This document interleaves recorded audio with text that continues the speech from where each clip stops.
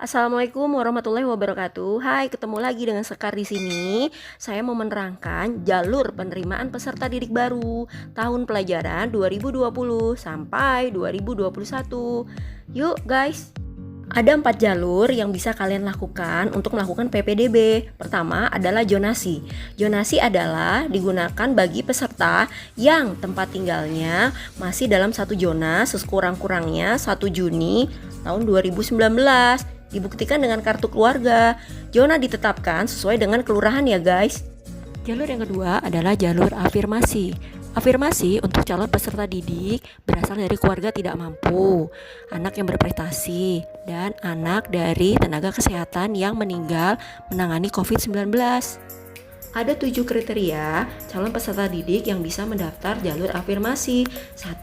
Anak asuh panti. 2. Anak para tenaga kesehatan yang meninggal menangani COVID-19.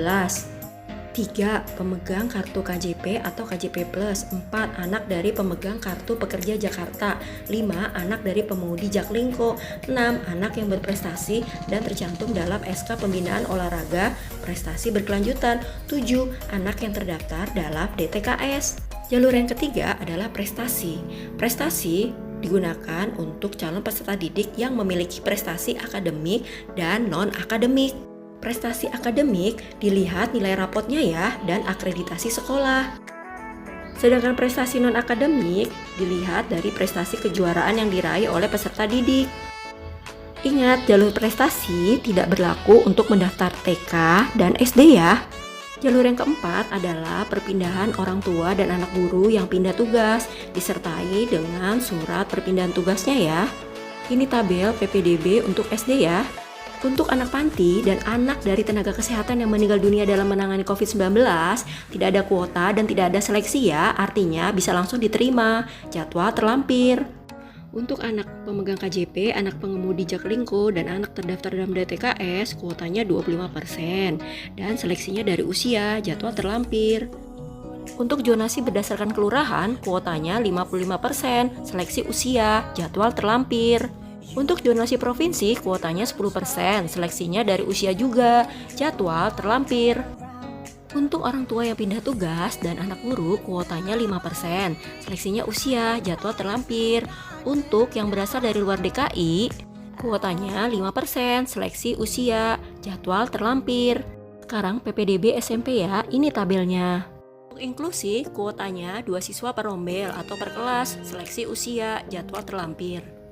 Untuk anak panti, untuk pembinaan olahraga prestasi berkelanjutan, dan anak para tenaga medis yang meninggal dalam penanganan COVID-19 tanpa kuota dan tanpa seleksi ya, jadwal terlampir. Untuk anak pemegang KJP, anak pemegang KPJ, anak pengemudi Jaklingko, dan anak terdaftar dalam BDT, kuotanya 25%, seleksi usia, jadwal terlampir. Nah, untuk zonasi, kuotanya 40% nih, seleksinya usia, jadwal terlampir.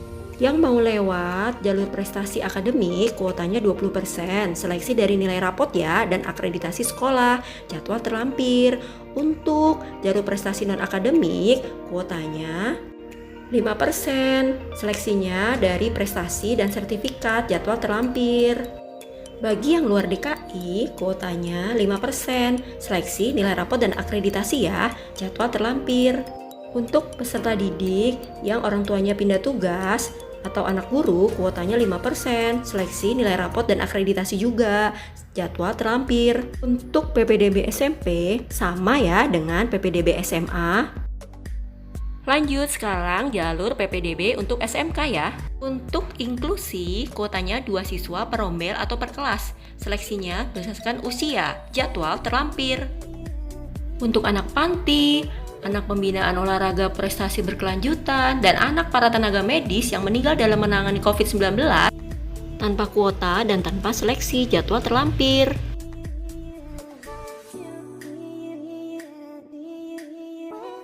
Sedangkan untuk anak pemegang KJP, KJP Plus, anak pemegang KPJ, anak pengemudi Jaklingko, dan anak terdaftar dalam BDT, kuotanya 35%, seleksi usia, jadwal terlampir.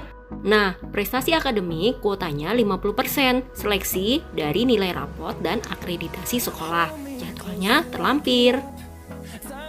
Yang melalui prestasi non-akademik kuotanya 5%, seleksi, prestasi, dan sertifikat, jadwal terlampir. Untuk yang luar DKI, kuotanya 5%, seleksinya nilai rapot dan akreditasi, jadwal terlampir. Bagi kalian yang orang tuanya pindah tugas dan anak guru ada kuota 5%. Seleksinya adalah nilai rapot dan akreditasi, jadwal terlampir.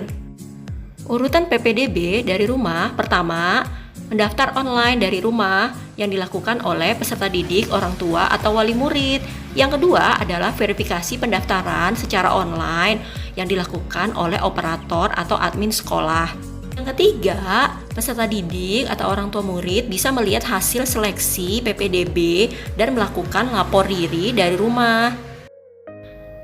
Tahapan pelaksanaan PPDB, pertama, pra pendaftaran, 2, pengajuan cetak PIN atau token, 3, aktivasi PIN atau token, 4, pendaftaran, 5, lapor diri.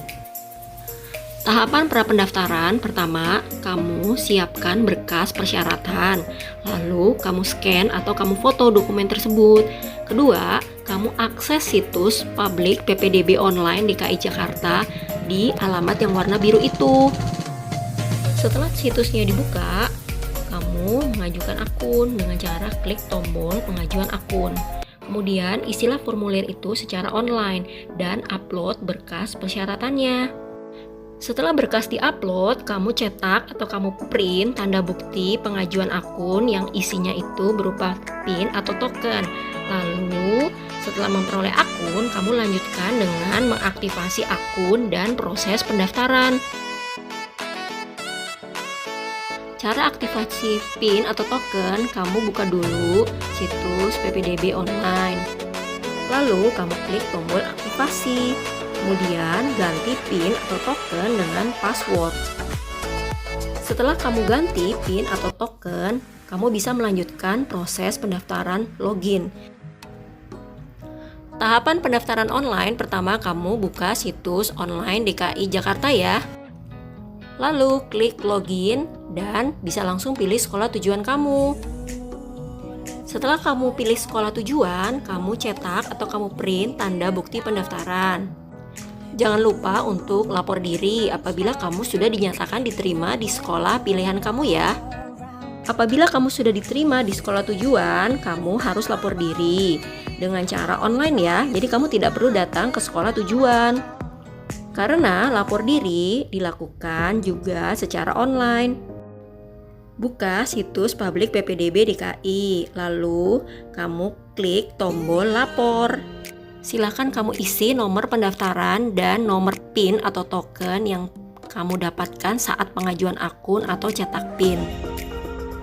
Cukup sekian informasi PPDB yang bisa Bu Sekar sampaikan, semoga bermanfaat ya. Supaya channel Bu Sekar lebih berkembang, jangan lupa klik subscribe-nya ya, karena subscribe itu gratis. Terima kasih.